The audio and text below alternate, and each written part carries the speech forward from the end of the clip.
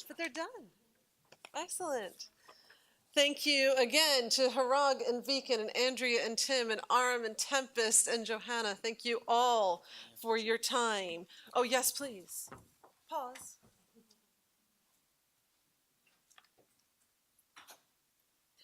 course. I would have gotten like 2 minutes into this going.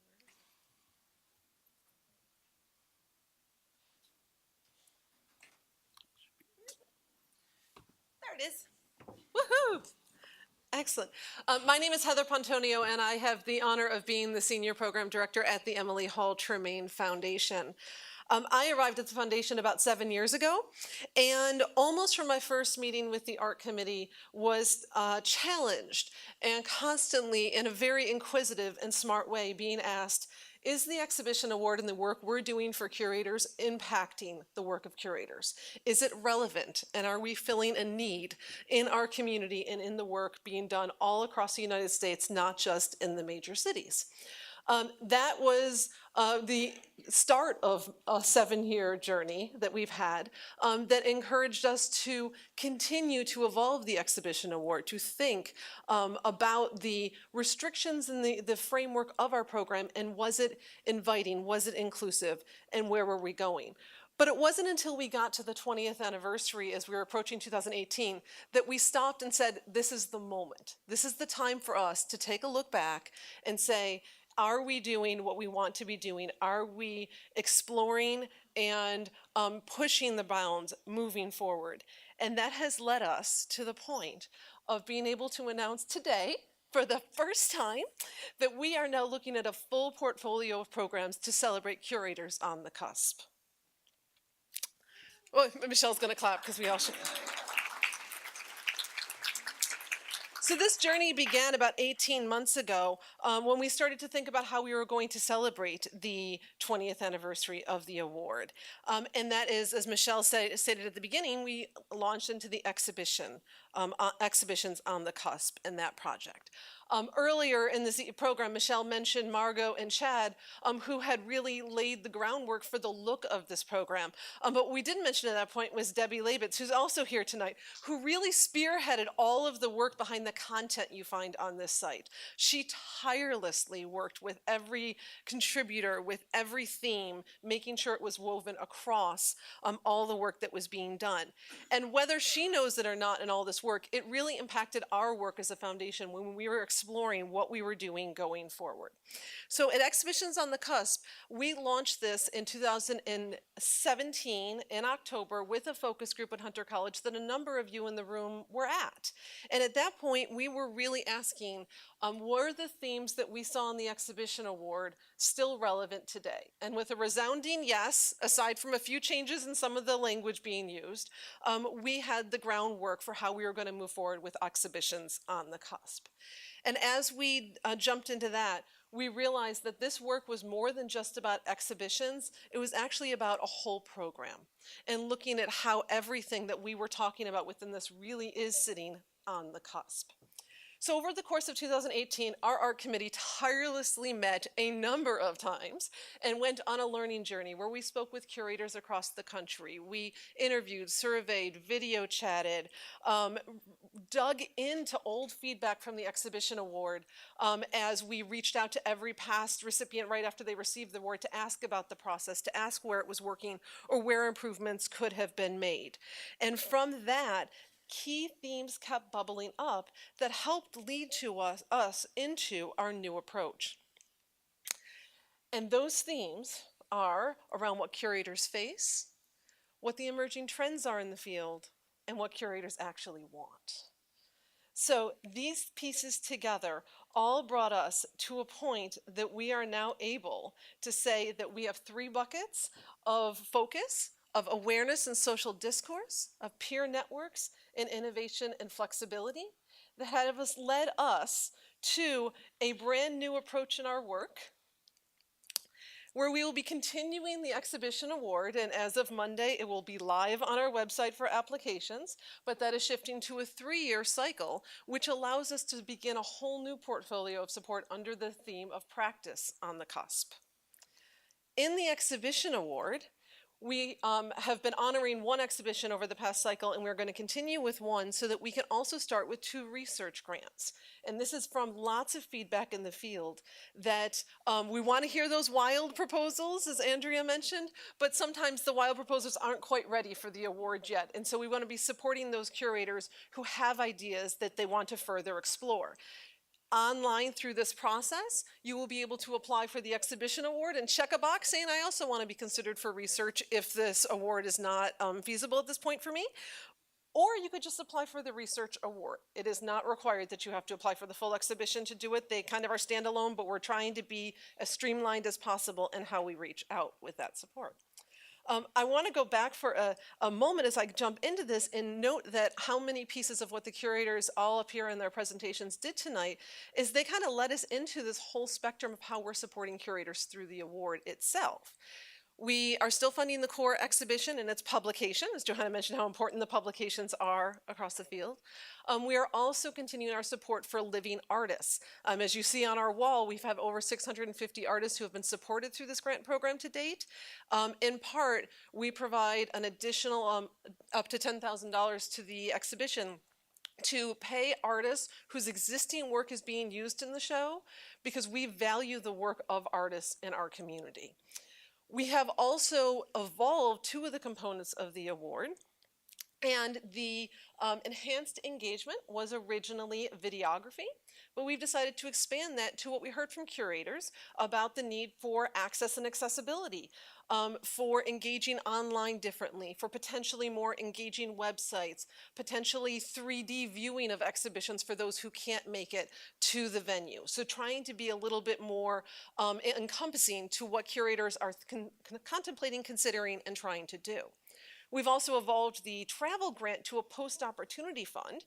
And this specifically came out when we had a conversation with Andrea Tim about the Museum of Capitalism and the need for additional funding once an exhibition had been opened for opportunities that arose. For example, staying open longer because community groups were really flocking in. Bringing artists whose work was used in the show that was not local and being able to cover their expenses to bring them to the show when that wasn't planned as part of it all. So rather than a kind of restrictive fund for travel, we've opened it up to say there may be more opportunity that you can have to make a greater impact in this work moving forward. So with those 4 components, we kind of look at a holistic thinking around the exhibition award. But that's not all we wanted to do for curators. It was a constant conversation that we've had that said, is supporting one curator in one exhibition every 3 years what we can do? And the answer is no, we can do a lot more. So under the practice on the cusp, this is kind of the drum roll moment, we have launched 4 new opportunities, or will be launching 4 new opportunities. The first is actually an ongoing grant that we've been doing for the past 4 years, is the mentorship program with AAMC, the Association of Art Museum Curators. And Judith is here today, as well as a few of the board members. The work they do mentoring and lifting up curators across the country is incredibly important. And so in this work that we're doing, we've actually doubled our support for that program. And the mentorship program is currently being retooled by Judith and the staff to be able to support even more curators every year. And something that strikes us as we hear the feedback is that the mentees are impacted, but the mentors are also very impacted in this work. So we kind of think holistically about how this is an interchange and an opportunity for networking in the field. And then we launch here tonight, first publicly said, the first Emily Hall Tremaine Journalism Fellowship for Curators that will embed a curator in hyperallergic for 6 months on staff and will rotate annually so that a curatorial voice is lifted up in their writing. And that curator will come from an open call that is about to come out from hyperallergic. Woohoo!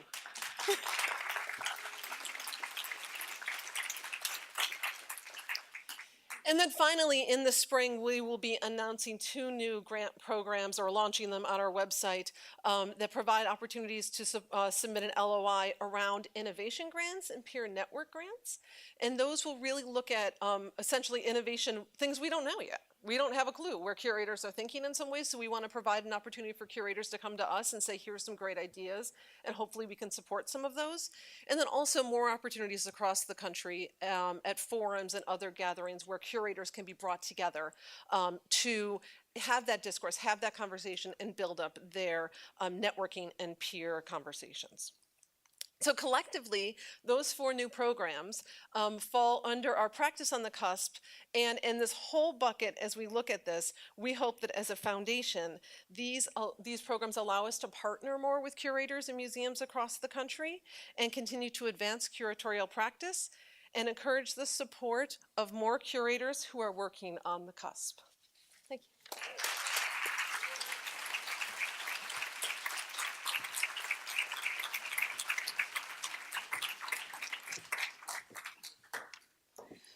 Wow, thank you for coming to the first ever TED-A event. And at what point did it become a real TED-A event? I want to know.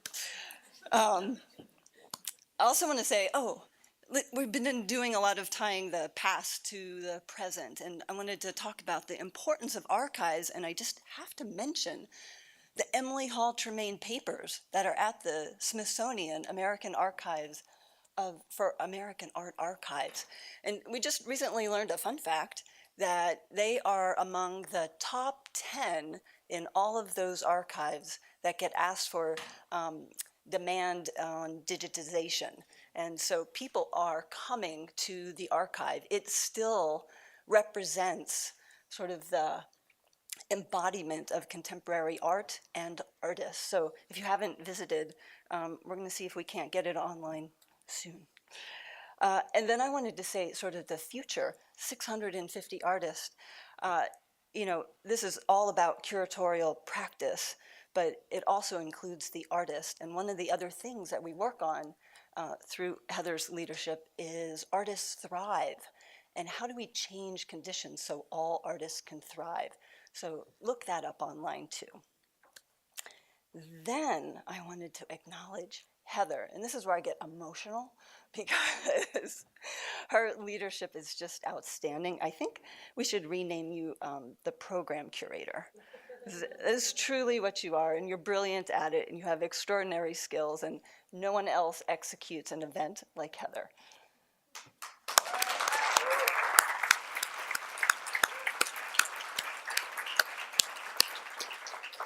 And I also want to thank and acknowledge our art committee of our board. I mean, they have the courage to constantly say, what next? And I so appreciate that. And also for our full board, they hold and advance the vision and the mission of the Emily Hall Tremaine Foundation. And actually, I probably should have Kathleen come up and do this, but this is what she wrote in Collector on the Cusp. It is said that Emily Hall Tremaine attempted to follow Mondrian's aphorism, if we cannot free ourselves, we can free our vision.